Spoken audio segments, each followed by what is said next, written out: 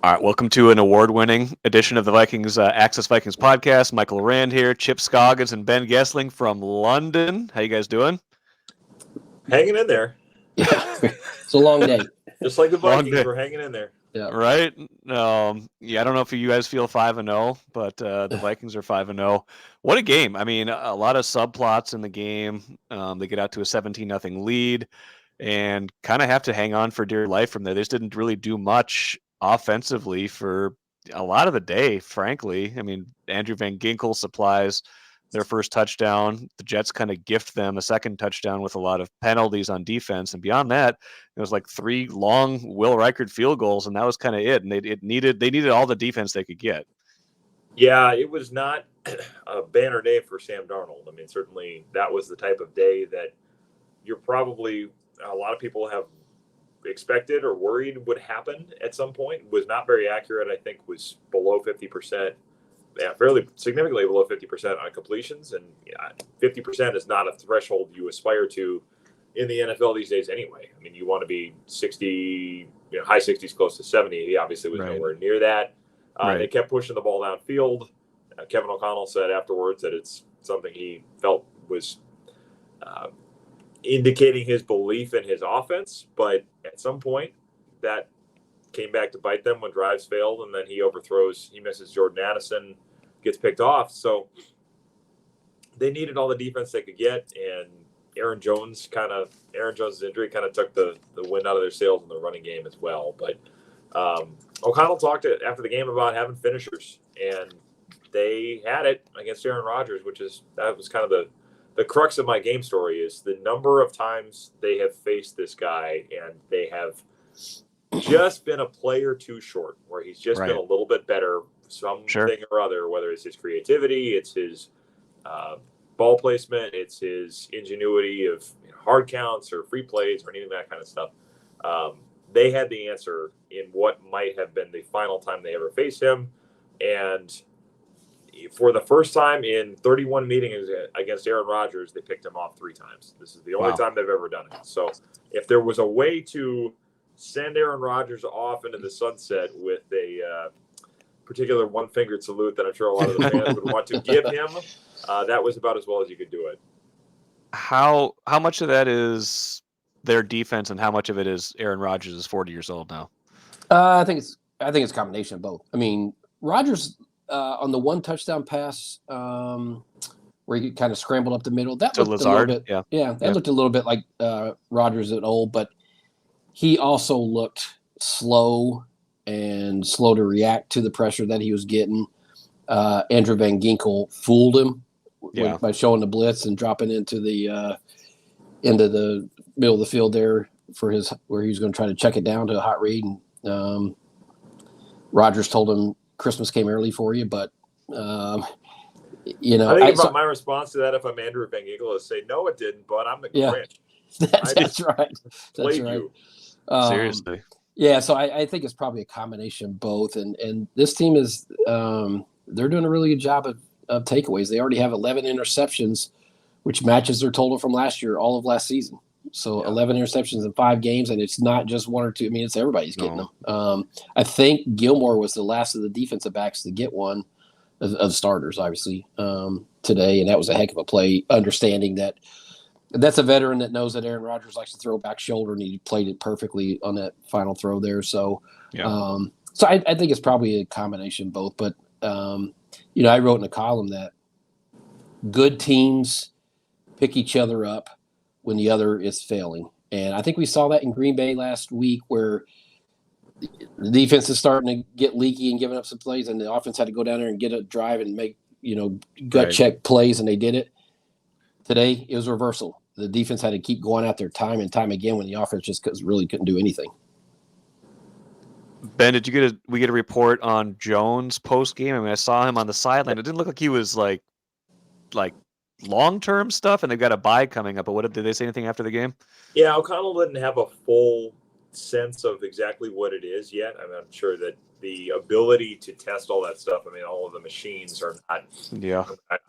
I would think that they have access to MRI machines. I mean, they'll do that when they get back home, I would think. Right. I mean, you don't have an MRI machine in a stadium. You have an X-ray machine, but not an MRI. So I don't know that they'll need one. It didn't look that bad to me. I mean, they had him questionable at first to come back, and then they ruled him out for the game. But it seemed a little bit. I mean, O'Connell talked about it afterwards. Said hopefully we got it soon enough that it goes relatively smoothly and doesn't become a major thing. Right. It looked like Jones, I think late in the game, took that wrap off of his He did, leg. yeah. Mhm. He did.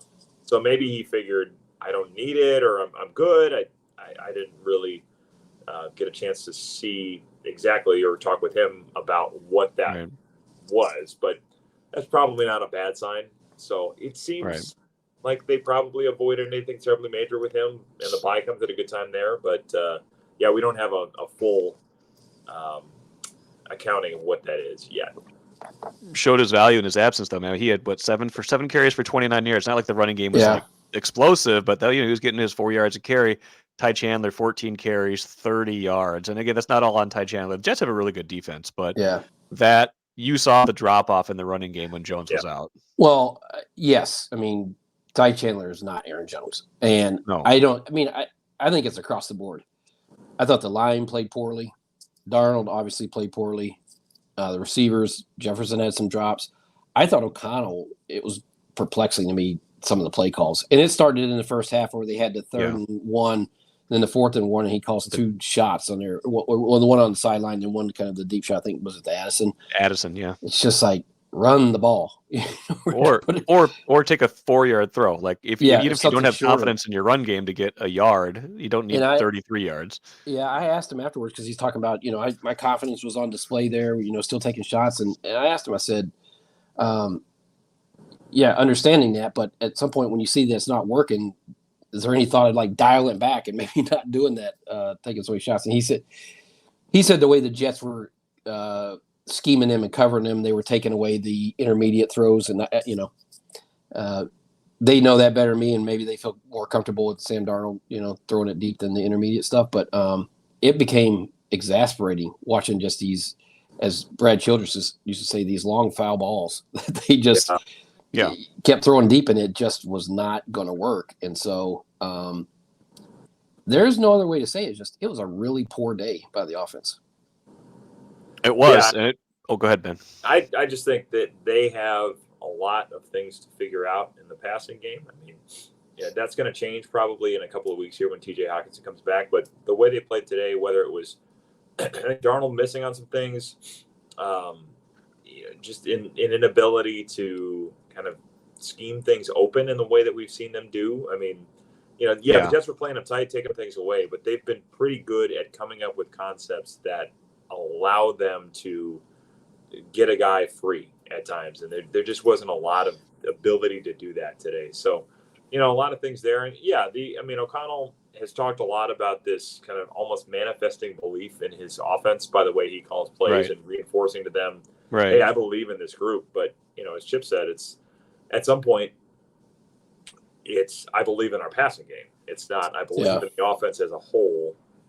And I think that came out a little bit. I mean, even the short yardage stuff, they get a short yardage touchdown with CJ Ham today out of pretty nice play design. But that does tell you, too, that their ability to just be like, we're going to line it up and overpower you. They don't, whether they think there's a better way to do it or whether they just don't think they're capable of that. Right. They don't do it. And there's some things they have to figure out there. But, better to do that with a win than not. They need to add it though. I mean, the short yardage thing when it's 3rd and 1 and 4th and 1 and you're throwing it both times. Yeah. Now, if Aaron Rodgers or if Aaron Jones was healthy and 100% or close to 100%, are you still doing it? I don't know. They ran Naylor in a need a yard situation last week. Correct. So. Yeah. On that jet sweep. Yeah. I do. I don't think he was protected very well, Darnold. And when he did have protection, it felt like he was just sitting back there waiting for something to come open that wasn't coming open. And there's a number of times where he just looked indecisive. Now, I don't know if that was really good coverage by the Jet. I mean, they do have good corners. So, but their best offense was throwing it deep and hoping they got a pass interference. I mean, that's about the only thing. They did 3 times. Yeah. Right. Am I wrong, or did they try any kind of shallow crossing? Like, I didn't feel like much was going on in the shorter intermediate game that maybe could have opened some of the rest of the stuff up. A lot of it was either to the sidelines or like deep crosses. Yeah. I mean, like we were talking about, O'Connell said they were kind of sitting on things, taking some of that away. But I mean, they tried, I think, a few things that, they had probably a few moments of it, but yeah, a lot of it was probably deeper stuff. And there were a number of them too, where it was like a 2 or 3 man route where it was deep. The one where a couple guys, it was the one where Sauce Gardner got hit. That deep cross. It's those two guys, and then I think a check down, and then maybe a release. But a lot of it, they're trying to keep 6 or 7 in protection. I felt like there was a lot more of that in the second half, where they're saying, "Hey, this pressure is getting home, and if we're going to push it, especially if we're going to push it downfield, we have to keep guys in." So what that means is those become 2-3 man routes, and there isn't a ton of eligibles in the concept. Punt team gave up, I think, 4 penalties. There was the running into the roughing the kicker, which was a little bit suspect, but they called it, and you can't be in the landing spot of the kicker, so I get it.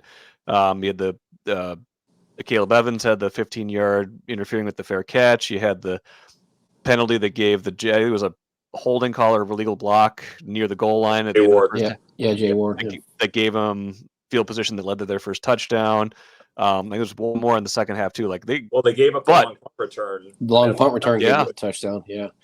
But you talk about making, picking up. You got the rookie kicker making all his kicks again. So it kind of balances out. But they got some stuff to clean up in the punt game. Well, they kept trying to throw Caleb Evans into his own guy on those blocks, and it was. I'm sure Matt Daniels is going to have a sleepless night. I mean, yes, his rookie kicker continues to look like he's just ready for prime time. He seems pretty unflappable. I think what O'Connell would say, cold-blooded after the game, but just way, way, way too sloppy in the other areas, special teams, and if their defense wasn't so good, you're not going to win many games when your offense plays like that, and you have that many self-inflicted penalties on special teams. And so it does speak to how good their defense was and the fact that they can create turnovers, but they've got a lot to clean up on special teams. Yeah, I think Dallas Turner was the other penalty, if I'm He did, yep. Right. He had a couple bad moments on special teams. It was that was like a hold that was at the beginning of the return, so it pushed him back a little bit on the start of a second drive. It was like field position stuff, and one of them was a possession thing that turned a stop into what became, I think, a Jets field goal. So it definitely was momentum turning stuff they got to finish. You got to figure out. I don't that sequence at the end of the first half where Ward gets the penalty, they get pinned, and give up the punt return. If that ends up setting up the touchdown, and that was really the start of it, where they're up 17-0. It's looking like they have no answers for Flores, and then you give them a little bit of a window, and all of a sudden it's a 10-point game going into halftime, and then you do nothing with a second half kickoff. It's like, well, now Aaron Rodgers has 28 minutes to make up 10 points. That's not a difficult task for that guy. Well, it's the second week in a row that a play in the punt game totally turned momentum at the end of the first half, because last week it was the muff punt by Naylor against the Packers. So again, they escape, they get the wins in both cases. They're 5-0. Like we're talking a lot of negative stuff about a 5-0 team, but there were things they need, and also Chip, you probably have a couple more points to make, but I feel like they probably don't win that game if that isn't as much of a home game as it was. There was the Vikings loudness was unbelievable in that game. Well, what was your perspective on it? I mean, it certainly sounded, we were talking about it afterwards, I don't know, 80-20, 75-25, but you were up in the stands more so than, I guess, we were in the stands in the press box. But from your vantage point, watching it in the stands, Mike, what did it feel like to you? It felt like, I think someone on Twitter had it about right, and I agree with this. There was a lot of just NFL fans. Like I saw, you guys probably saw too. You saw a lot of jerseys from every NFL team. Like people just happy the NFL's here. There were some good ones. There's some random ones. Great jerseys. There's some great Joe jerseys, Namath jersey. I saw Vinny Testaverde. That was a Jets, but saw a Jimmy Garoppolo, Mike Allstott. We saw Chad Pennington. Yeah, Chad Pennington. I saw a Kyle Orton. I was just like, why is someone wearing a Kyle Orton jersey? Like there was just the veteran, like Sharif Floyd. The Ontario. Oh my god. Deep cut. We all get it. We all get it. The Ontario. People that hear this will get it. The Ontario Smith jersey was a beauty, but that's of course a Vikings one. But I Mitch feel like Berger, we saw that. Mitch Berger, that was a good one. Mitch Berger's a good one. But I feel like it was like 60% Vikings fans, 30% NFL fans, and 10% Jets fans was kind That's of probably right. the breakdown. That felt like it was about. It was like anytime, like when the Jets were introduced, like they were booed and it was loud, and it wasn't like a game at US Bank Stadium, but you could probably get an edge from that, and they probably helped them a little bit in this game. Yeah, and when you saw the skull chant, you saw how many hands were raised. I mean, it felt like most of the stadium. Yeah, I mean, I'm sure it helped them, to some degree. I don't know to what, but I really think it just comes down to the way this defense is playing can cover up a lot of warts. Now, you don't want to live that way. That's a hard way to live. And that's not to say this is their worst offensive performance of the season, so it's not like they're living this way. I mean, Sam Darnold had over 100 passer rating all 4 games. He was leading the NFL passer rating. So this is his first real blip for an entire game, not just a turnover or whatever. So it's not like they've been living this way, but this is not a blueprint you want to copy, and you don't want to just say, well, our defense will bail us out anytime we need it. But it sure is nice that you have that in your back pocket on a day when you can't get – because the NFL's that way. There are just days where you play bad, and your offense can't get anything going. And it doesn't matter who you're playing. It's just a struggle. And today, that was that day for the Vikings. And guess what? Instead of losing, they've got enough playmakers that they can pull out a game like that and win. Well, and O'Connell talked about it afterwards. I asked him about the Gilmore pick, and he said, I thought back to last year and how many of those moments at the end of the season, if you'd had a Stephon Gilmore in there, do you come out on top in those games? Like that, I thought that was a pretty interesting thing to bring up because, I mean, my mind immediately went to the Denver game where they threw the pass to Cortland Sutton over the top of, I think it was Mekhi Blackman, and then the Cincinnati game where Akela gives up the one in the end zone to, I think, T. Higgins. And then Blackman is kind of late coming over on that play. So the ability to, I mean, I asked Harrison Smith about that play afterwards, and Gilmore said, I was kind of sitting back shoulder because that's part of the scouting report with Rodgers. He's done it forever. Cam Bynum said they talked about it and drilled that all week, knowing that Rodgers is going to throw those. And Rodgers said he underthrew it. I don't know. I think he did a little bit, yeah. Yeah, I mean, he said he did. I don't know if that was the fact he had to dive for it tells you underthrew it. It was back shoulder, but it was also low, Yes, but Gilmore knew that was coming. Harrison Smith said, that's great. You can know what's coming, but to make that play and then you don't get penalized and then you come down with the ball, that is a different thing. Because it's one thing, too, to make that play and you deflect it and it's third down, they get another shot at it. The only way that you can end it is with the pick, and he makes a great play to make that happen. So hearing O'Connell kind of talk about the finisher thing, that was really interesting. Yeah. That's what I was going to bring up. Is like that was an interesting way he phrased it. It's like you got to have finishers. Yeah. And basically his way of saying we haven't had finishers or as many finishers as they do this year, and it's obvious. I mean, that's why they went out and got these free agents. And so that is the difference sometimes. A veteran or somebody go making a play when the game's on the line.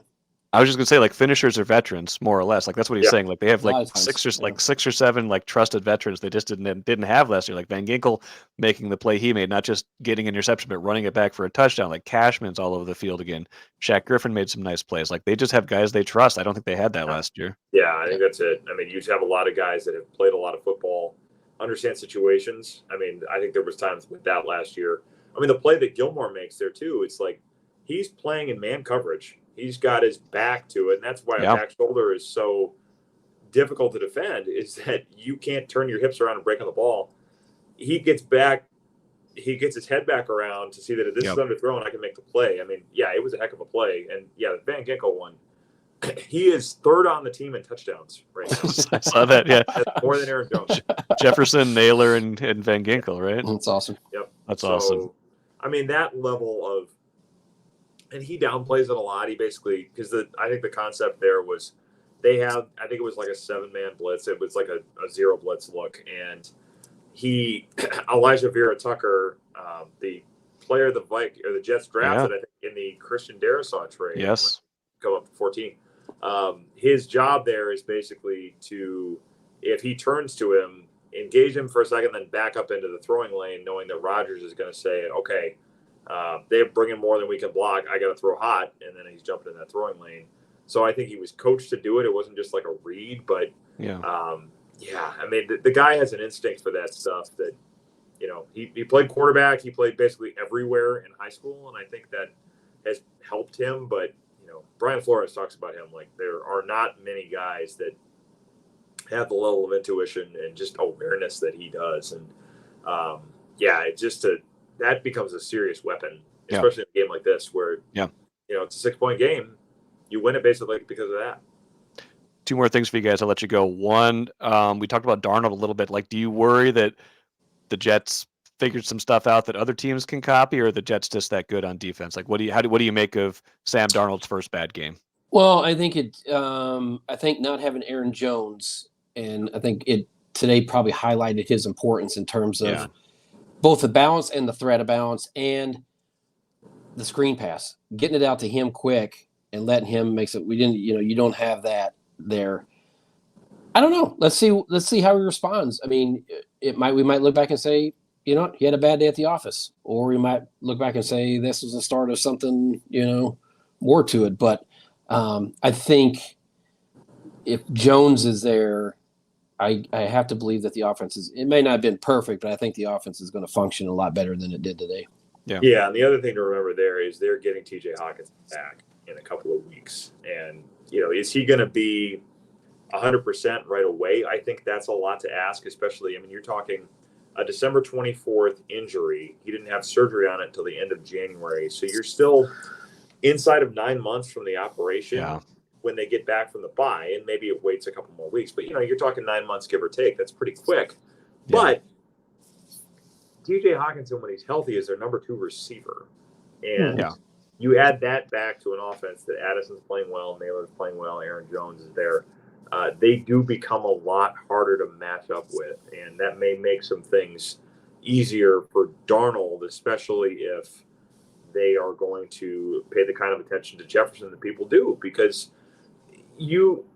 last year they did not have 3 receivers and Hawkinson. It was usually 1 or maybe 2 because Jefferson was hurt so much. The last time it looked like this with Hawkinson healthy and then 3 good ones was 2022.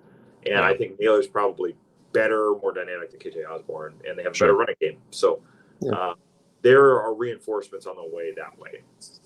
Yeah, I think it's a good point, because he, the thing he can help with probably more than anything is the thing I was talking about at the beginning, like those short intermediate routes. He can be a safety valve. He can be explosive, and he can be a safety valve for Darnold when he's under pressure. Last thing, they're 5-0 at the bye. You can't quibble with the record. What if you were the Vikings? Like, what are the thing you're looking at the most as you try to make sure that this thing keeps going the way it's going? I would say probably consistency on offense, and just continue to try to integrate these guys, integrate Hawkinson back into the offense, but also they're still relatively new with Darnold, and I think sometimes that shows up, even though the numbers have been great. I think they're still looking for the consistency. Defensively, I think it's more just staying unpredictable and finding new ways to attack and not letting, because I think the last month of last year, I think is more the injuries caught up with them, but I think offense is kind of figure some things out too against them, probably because they didn't have the personnel that Flo wanted. So I think it's just continuing to be creative and push the envelope and find the matchups that you like. They're defensively, it's hard to ask much more than what they're giving them right now. Yeah, that's true. Yeah, I think there's a lot of that. I think there are times where for all of the pre-snap dressing, they do end up in a lot of, it's a lot of zone. It's a lot of cover 2. It's a lot of quarters, a lot of cover 4. That now, however you look at it before the snap, you get to the same places. Sometimes it's different players playing different spots, because you have your corners sometimes playing those deep zones and almost playing more like a safety in those spots. But finding ways to, whether it's stay unpredictable or just execute things there the way they have, I think that's important as coordinators get more tape on them. And then I really think on the offensive side of the ball, it's continuing to have a run game that you can trust, because I don't think this team functions well when you have to ask Sam Darnold, as well as he's played, to throw it 45 times. They didn't do that today. He threw 31 times, but yeah, I don't think they're going to get into a spot where leaning on him in the way that you did it with Kirk Cousins is the best way for them to operate. No. So it's getting Jones healthy, but it's also, I think, opening up space for him the way that they have done for a lot of the year. They didn't do that very well today. No. So I think that level of consistency, especially I think in the interior of the offensive line, is a big part of it. Yep. Yeah. Great points, all of that. Thanks, guys. We'll do this again in a couple more days. Safe journey home. Thanks, everybody, for joining us today on the Access Vikings podcast from London. Tons of fun out here. We'll see you boys later. See you, man. Don't look back in anger, Mike. I heard you say. Song 2.